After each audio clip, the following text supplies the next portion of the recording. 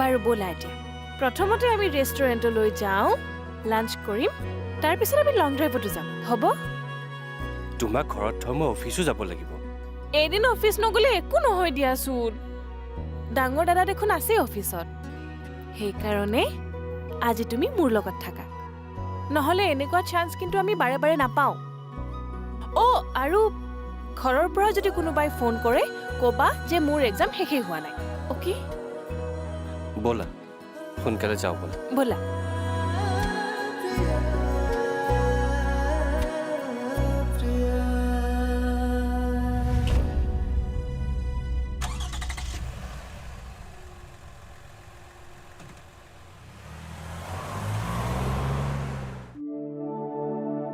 আমাৰ এই মইনাই ভাল ধৰণে শিকিব পাৰিছেনে পাৰিছে আজি প্ৰথম দিন নহয় জানো লাহে লাহে সম্পূৰ্ণকৈ পাৰিবগৈ মইতো তোমাক কৈছোঁৱেই যে মই পুত্ৰ থাকিও অপুত্ৰ এতিয়া মোৰ একমাত্ৰ ভৰসা এই ছোৱালীজনী ধন টকা পইচা এই ঘৰ বাৰী এই সকলোবোৰ মই মোৰ কাৰণে কৰা নাই শান্তনু একমাত্ৰ মোৰ এই ছোৱালীজনীৰ কাৰণে হয় মই বুজিছোঁ খুৰা কাৰণ তাই অলপমান অসুস্থ সেইকাৰণে তাইক ভালকৈ পঢ়ুৱাবও নোৱাৰিলোঁ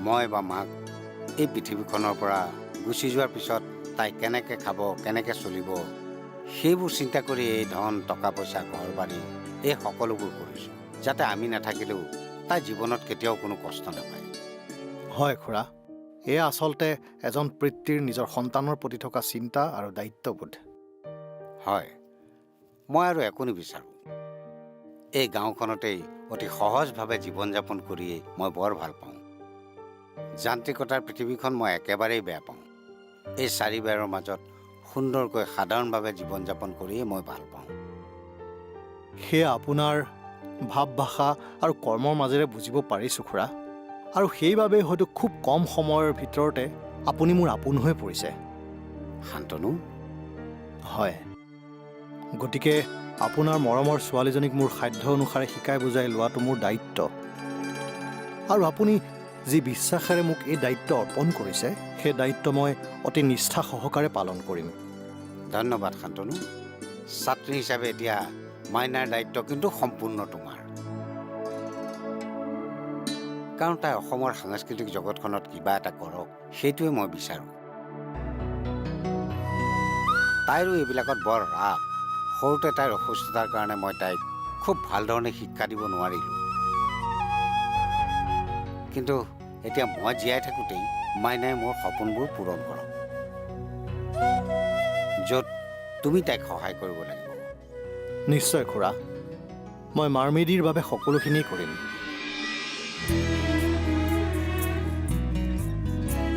তোমাৰ আশা আকাংক্ষা ভংগ কৰা মোৰ উদ্দেশ্য নাছিল ক্ষমা কৰি দিয়া মোক তেন্তে কি আছিল তোমাৰ উদ্দেশ্য তুমি মোৰ লগত বিয়াৰ এই পবিত্ৰ সম্পৰ্কটো শেষ কৰিবা বুলি ভয় খায়ে মই মিছা মাতিছিলোঁ যাতে মই তোমাৰ কাষত থাকিব পাৰোঁ আৰু তুমি যেন এই সন্তানৰ খাতিৰতেই মোৰ লগত বৈবাহিক সম্পৰ্ক শেষ নকৰা ফাঁকিৰে সম্পৰ্ক ধৰি ৰাখিব নোৱাৰি আৰু মিছা কথাৰেও সত্যক ঢাকি ৰাখিব নোৱাৰি সেইবাবে তুমি ধৰা পৰিলা আৰু এতিয়া ধৰা পৰিলাই যেতিয়া আমাৰ মাজত সেই সম্পৰ্ক শেষ হোৱাটো খাটাং কি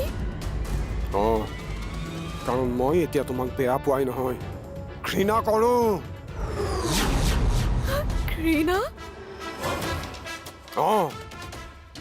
ঘৃণা কৰোঁ মই তোমাক মোৰ প্ৰত্যেকটো নিশাহতেই এই ঘৃণা বিয়পি আছে ইমানেই ঘৃণা কৰোঁ মই তোমাক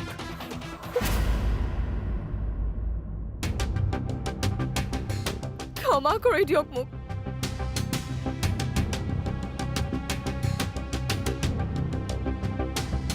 ইহঁতৰ কাজিয়াখন ডাঙৰকৈ লাগিছে এনেকুৱা লাগিছে যেন নিবেদিতাৰ এই অসত্য কথাটোৱে ইহঁতৰ সম্পৰ্ক শেষ কৰি দিব। এতিয়া মই কি কৰোঁ একো ভাবিয়ে পোৱা নাই দেখোন।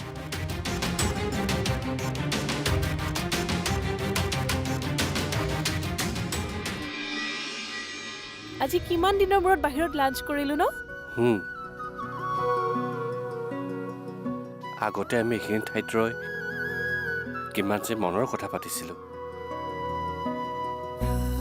ইজনে আনজনক বুজিছিলোঁ।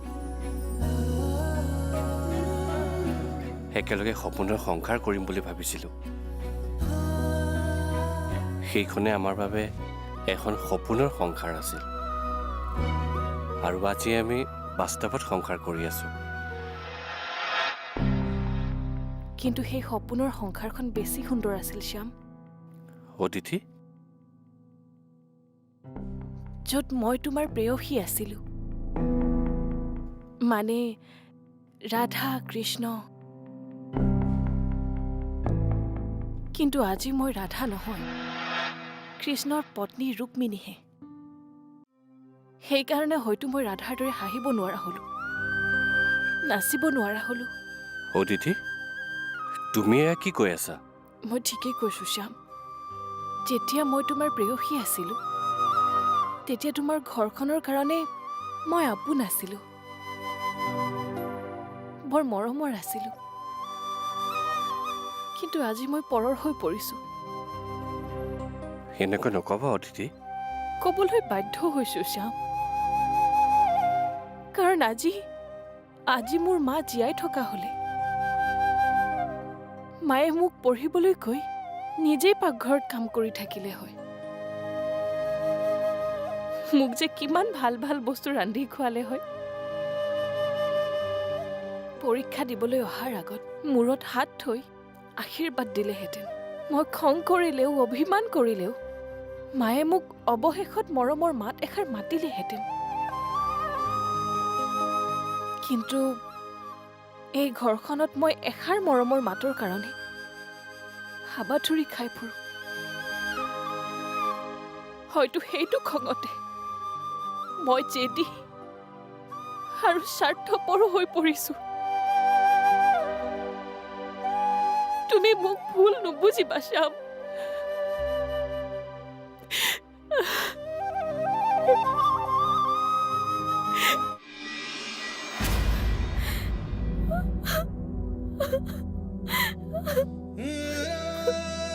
সকলো বিবাহিত পুৰুষে পিতৃ হোৱাৰ সপোন দেখে।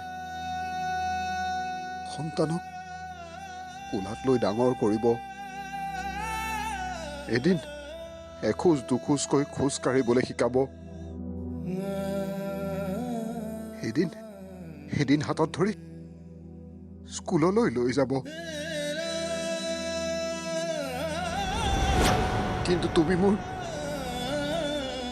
মোৰ সপোনবোৰেই চূৰ্ণ বিচূৰ্ণ কৰি পেলালা।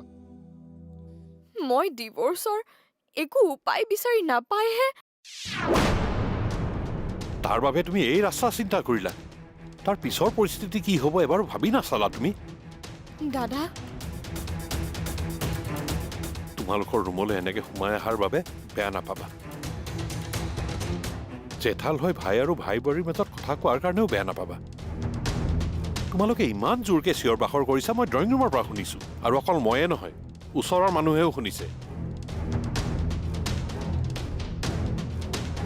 পিছে নিবেদিতা, তোমাৰ নিজৰ ভুল তুমি মানি লোৱা আৰু এই কাজিয়াখন শেষ কৰা। মই মোৰ নিজৰ ভুল মানি লৈছো। ক্ষমা কৰি দিয়া মোক। পুনৰবাৰ ক্ষমা খুজিছো মই। আৰু এই ভুলৰ পুনৰ আবৃত্তি নহয়। এই ভুল মানে এই পাপৰ পুনৰাবৃত্তি তেতিয়া কৰিবা যেতিয়া মই তোমাক সেই সুযোগ কণ দিম।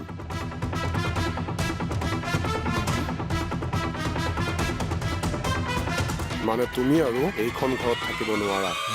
গৌৰাংগ, দাদা, এই বিশ্বাসঘাতকনি এইখন ঘৰত থাকিব নোৱাৰে। কি? তুমি এইখন ঘৰ চিৰজীৱনৰ কাৰণে ত্যাগ কৰিব লাগিব। গতিকে তালি টোপোলা বান্ধা। কিন্তু স্বামীক বিশ্বাসঘাতকতা কৰাৰ বাবে ঘৰৰ শত্ৰুৰ লগতে এইখন ঘৰৰ ছোৱালী পলুৱাই পঠিওৱাৰ বাবে আৰু স্বামীক পিতৃত্ব প্ৰদান কৰিবলৈ অপাৰগ হোৱাৰ বাবে মই তোমাক ডিভোৰ্চ দিম আৰু চিৰদিনৰ বাবে এই বৈবাহিক সম্বন্ধ শেষ কৰিম।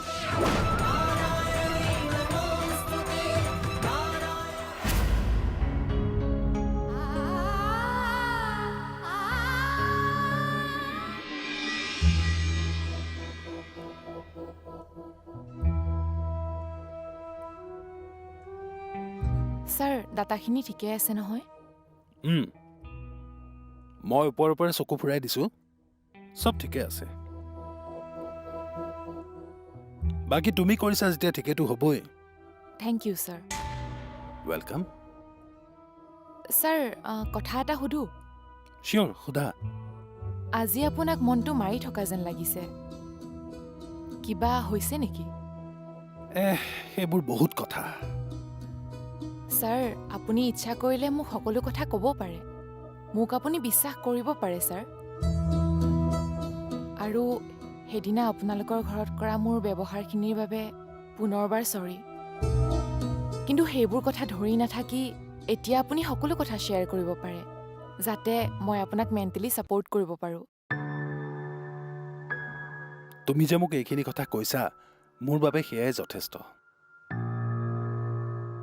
লাহে লাহে চব কম দিয়া। একচুৱেলি কিছুমান ঘৰুৱা ইছ্যুৰ বাবে ইটো পক্ষ ল'ম নে আনটো পক্ষ ল'ম, তাকে লৈ বিবাহিত পুৰুষ চিন্তিত হৈ পৰে। মোৰো তেনেকুৱাই হৈছে। I understand sir, but don't worry, চব ঠিক হৈ যাব। আই হোপ চ'। ছাৰ মই আহিছোঁ তেতিয়াহ'লে। শুনাচোন, ছাৰ শ্যামক মই মতা বুলি ক'বা। কিন্তু শ্যাম ছাৰটো অফিচত অহা নাই। অফিচত অহা নাই মানে? মানে ছাৰ অফিচলৈ অহাই নাই। কি? হয় ছাৰ। ঠিক আছে, তুমি যোৱা। Okay sir. দিতিক এক্সাম হলত থৈ শ্যামটো অফিচলৈ আহিব পাৰিলেহেঁতেন। এদিন অফিচ কৰি অফিচ ক্ষতি কৰিবলৈ হ'লেই।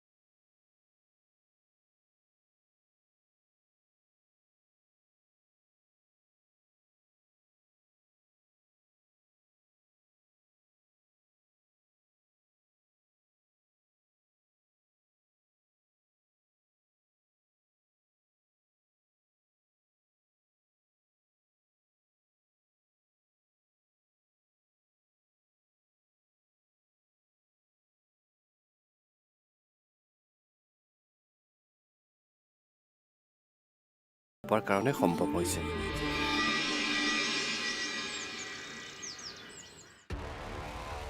মই যেতিয়া এইখন ঘৰলৈ নতুনকৈ বিয়া হৈ আহি পঢ়িম বুলি কৈছিলোঁ, তেতিয়া মোক পঢ়িবলৈ বাধা দি ঘৰত থাকিবলৈ কৈছিল। যদি এজনী বোৱাৰীয়ে পঢ়িব নোৱাৰে, ঘৰৰ বাহিৰত গৈ কাম কৰিব নোৱাৰে, তেন্তে আনজনীয়ে কেনেকৈ পাৰিব? নাই নাই, মই মোৰ লগত অন্যায় হ'বলৈ কেতিয়াও দিব নোৱাৰোঁ। সেইকাৰণে আজি তোমাক মোৰ লগত অলপ সময় কটাব ক'লো।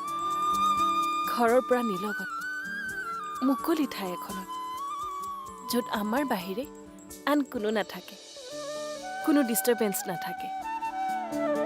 মুকলি মনেৰে আমি যাতে অলপ হেপী মমেণ্ট স্পেণ্ড কৰিব পাৰোঁ।